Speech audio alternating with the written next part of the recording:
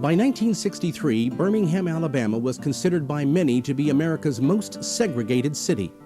The scores of unsolved bombings in black neighborhoods had earned it the nickname Birmingham. There were many who believed that integration would be an impossible task.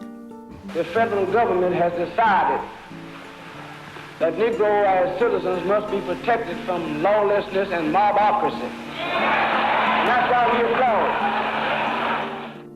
Early that year, the Reverend Fred Shuttlesworth called his friend Martin Luther King and asked him to come to Birmingham and help lead a campaign to desegregate the city. King needed a victory. His effort to end segregation in Albany, Georgia the previous November ended in failure. But Birmingham had another problem as King and his staff arrived in the city. Who was running the show? Voters had decided to do away with Birmingham's three-man city commission and instead elect one man to serve as mayor. One reason for this was to force the city's public safety commissioner, Eugene "Bull" Connor, to step down. Connor had been largely responsible for the attack on Freedom Riders on Mother's Day 1961, and city officials thought he was giving the city a bad name. Birmingham is a symbol of hardcore resistance to integration. It is probably the most thoroughly segregated city in the United States. But Connor refused to step down, leaving Birmingham with two city governments until the courts could decide which one was legitimate. Civil rights leaders made their headquarters at the 16th Street Baptist Church. It was from there, on April 6th, that nonviolent demonstrators began marching to the City Hall to have their grievances heard. Police arrested 45 demonstrators and stopped the march in its tracks. Movement leaders knew they needed the eyes of television to focus on Birmingham. So on Good Friday, King and his friend Ralph Abernathy donned blue jeans and led yet another march toward the City Hall. Police were waiting and took both men into custody. While in jail, King, who was now in solitary confinement, read an article written by local white clergy, calling him a troublemaker and asking him to leave the city. Without any notepaper to use, King took the New York Times and wrote a reply in the margins. It is his letter from a Birmingham jail. I have yet to engage in a direct action campaign that was well timed in the view of those who have not suffered unduly from the disease of segregation. For years now I have heard the word wait. It rings in the ear of every Negro with piercing familiarity. This wait has almost always meant never. We must come to see with one of our distinguished jurists that justice too long delayed is justice denied. After King's release on April 20th, organizers took their boldest and most controversial step yet. They would continue the demonstrations, but this time they would be joined by children. In the end, they too would be arrested, some as young as 6. Soon the jails were filled as more than 2,000 children were taken into custody. When that failed to stop the marches, Bull Connor got angry.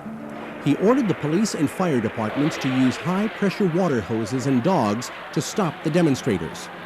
The water was so strong that it broke bones and took the bark off of trees. Within hours, scenes of the attack would be shown on network newscasts. President John F. Kennedy said they made him sick. We face, therefore, a moral crisis as a country and a people. It cannot be met by repressive police action. It cannot be left to increase demonstrations in the streets. I am therefore asking the Congress to enact legislation giving all Americans the right to be served in facilities which are open to the public: hotels, restaurants, theaters, retail stores, and similar establishments. Because the jails were filled to capacity, the police did not know what to do. Birmingham's business community feared the violence might result in damage to their stores and other properties. And over the objections of city officials, they finally agreed to integrate lunch counters and hire more black employees. For Martin Luther King, it was the victory he so desperately needed. But Birmingham's racial problems did not go away with Bull Connor. On September 15th, the 16th Street Baptist Church was bombed. 4 girls preparing for Sunday school were killed.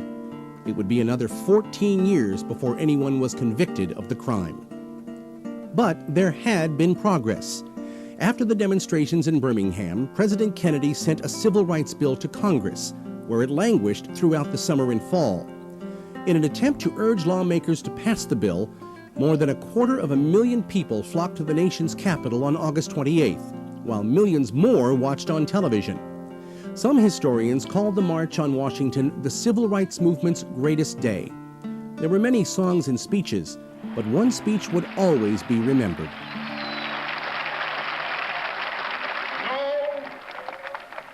No, we are not satisfied, and we will not be satisfied until justice rolls down like waters and righteousness like a mighty stream. When we allow freedom ring, when we let it ring from every village and every hamlet, from every state and every city, we will be able to speed up that day when all of God's children, black men and white men, Jews and Gentiles, Protestants and Catholics, will be able to join hands and sing in the words of the old Negro spiritual, free at last, thank God Almighty, we are free at last. Only 88 days later, John Kennedy was assassinated in Dallas, with the civil rights bill still on the shelf. President Johnson guided the bill through its last months of legislation, including, in an attempt to weaken the measure, one of the longest filibusters in history. The Civil Rights Act was finally signed into law on July the 2nd, 1964.